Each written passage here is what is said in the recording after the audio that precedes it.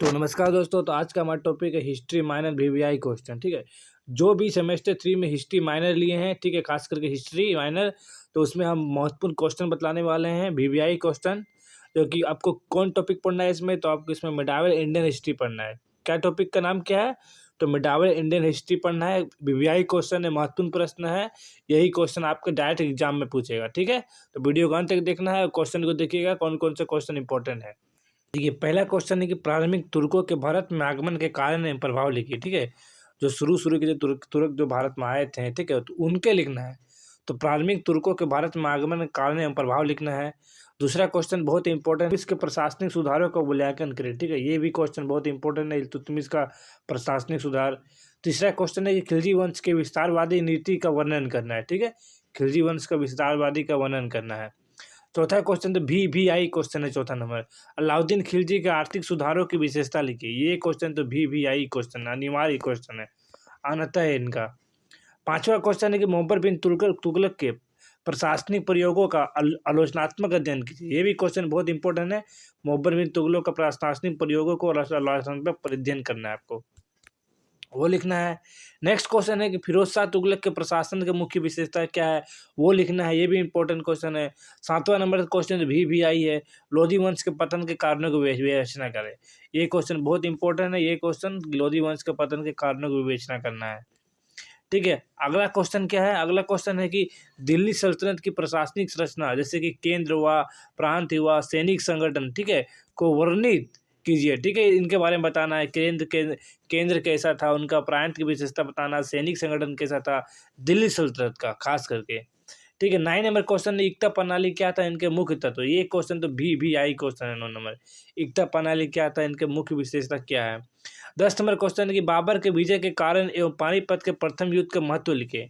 ये क्वेश्चन भी बहुत इंपॉर्टेंट है कि बाबर के विजय के क्या कारण था, फिर पानीपत के प्रथम युद्ध का महत्व क्या है। ये क्वेश्चन बहुत इंपॉर्टेंट है। 11 नंबर क्वेश्चन कि हुमायूं के शासन की प्रमुख उपलब्धियां बताइए। हुमायूं शासन की प्रमुख उपलब्धियां क्या था, ये भी क्वेश्चन इंपॉर्टेंट है। 12 नंबर क्वेश्चन है कि शेरशाह सूरी के प्रशासन एवं भूमि राजस्व प्रणाली की विशेषता समझाइए। शेरशाह सूरी के प्रशासन और भूमि राजस्व प्रणाली की विशेषता बताना है आपको। नेक्स्ट क्वेश्चन है कि शेरशाह के सड़क एवं डाक व्यवस्था के प्रमुख सुधार लिखिए। ठीक है, शेरशाह जो सड़क व्यवस्था और डाक व्यवस्था चालू किया था, क्या सुधार किया था, वो लिखना है इसमें। नेक्स्ट क्वेश्चन है 14 नंबर क्वेश्चन में अकबर के मनसबदारी प्रणाली की आलोचना तो अध्ययन करना है। ये भी क्वेश्चन इंपॉर्टेंट है। ठीक है, तो अकबर का जो मनसबदारी प्रणाली था उनके बारे में लिखना है। अगला क्वेश्चन है कि अकबर के राजपूत नीति के मुख्य बिंदु लिखें। ये भी बहुत क्वेश्चन इंपॉर्टेंट है। 16 नंबर क्वेश्चन है जहांगीर एवं शाहजहां के शासनकाल की प्रमुख विशेषता को बताइए। ठीक है, जहांगीर एवं शाहजहां के शासनकाल की प्रमुख विशेषता क्या है, ये भी बतलाना इंपॉर्टेंट था। 17 नंबर क्वेश्चन है कि औरंगजेब की धार्मिक नीति का मूल्यांकन करना है। यह भी क्वेश्चन बहुत इंपॉर्टेंट है।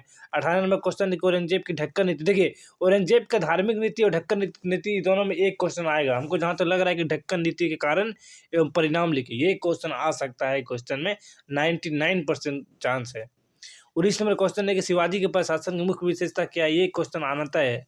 ठीक है, ये क्वेश्चन आपको करके ही जाना है। ठीक है, शिवाजी के प्रशासन की मुख्य विशेषता। नेक्स्ट क्वेश्चन है कि शिवाजी के राजस्व एवं सैनिक संगठन की चर्चा कीजिए। ये क्वेश्चन भी इंपॉर्टेंट है, लेकिन ये क्वेश्चन बहुत इंपॉर्टेंट है। 21 नंबर क्वेश्चन है कि मुगल समाज के पतन के कारणों के लिए। ये क्वेश्चन अनिवार्य है, ये क्वेश्चन आना तय है। मुगल समाज के पतन के प्रमुख कारणों का प्रकाश डालिए। ठीक है, अगला क्वेश्चन है कि 1707 ईस्वी के बाद मुगलों की स्थिति का वर्णन करना है। ठीक है, 1707 ईस्वी के बाद मुगलों की स्थिति का वर्णन करना है। 23 नंबर क्वेश्चन है कि नादिर शाह एवं अहमद शाह अब्दालियों के आक्रमणों का भारत पर क्या प्रभाव पड़ा है। ठीक है, जो नादिर शाह आक्रमण किया था भारत में और उसके बाद अहमद शाह अब्दाली का आक्रमण किया था, उनका क्या इम्पैक्ट, क्या प्रभाव पड़ा भारत में, वो बताना है। नेक्स्ट क्वेश्चन है कि सूफी आंदोलन उद्भव एवं सिद्धांत को समझाइए। ठीक है, ये क्वेश्चन तो अक्सर पूछता ही है सूफी आंदोलन, भक्ति आंदोलन से। सूफी आंदोलन के उद्भव एवं सिद्धांत को समझाइए। अगला क्वेश्चन है कि भक्ति आंदोलन में प्रमुख संत, उनके योगदान को लिखिए। ठीक है, देखिए यहाँ प्रमुख संत के बात आ रहा है, कोई भी संत उठा के दे सकता है कि हाँ इनका क्या उपलब्धियां था, इनका क्या विशेषता था। 26 नंबर क्वेश्चन है कि सूफी भक्ति आंदोलन के बीच क्या क्या समानताएं हैं। ठीक है, ये क्वेश्चन बहुत इंपॉर्टेंट है। 27 नंबर क्वेश्चन है कि सल्तनत काल की वास्तुकला की मुख्य विशेषताओं का वर्णन करना है। ठीक है, सल्तनत काल की वास्तुकला की मुख्य विशेषता क्या क्या है। अगला क्वेश्चन है कि कुवत उल इस्लाम, अलाई दरवाज़ा और कुतुब मीनार में संक्षिप्त नोट लिखना है। छोटा देखिए शॉर्ट क्वेश्चन, अब हम जो बता रहे हैं शॉर्ट क्वेश्चन बता रहे हैं, ठीक है। जैसे अलाई दरवाज़ा का टिप्पणी करें, कुतुब मीनार क्या है वो बताना है आपको, ये सब बता रही है, कुछ लाइनें बता सकते हैं आप। मुगल वास्तुकला की विशेषता क्या है वो भी क्वेश्चन पूछ सकता है। ताजमहल एवं लाल किला के पास संक्षिप्त टिप्पणी लिखें, ठीक है। ताजमहल की विशेषता क्या है, लाल किला के पास संक्षिप्त टिप्पणी लिखें। 31 नंबर क्वेश्चन है कि मुगल चित्रकला का प्रमुख विद्यालयों एवं विशेषताओं का वर्णन करना है, ठीक है, मुगल चित्रकला का। तो इस प्रकार हम हिस्ट्री माइनर का, ठीक है, सेमेस्टर 3 SKMU का जितने भी लड़के हैं, ठीक है, तो ये क्वेश्चन बहुत इंपॉर्टेंट है, ये क्वेश्चन डायरेक्ट यहाँ से क्वेश्चन पूछता है।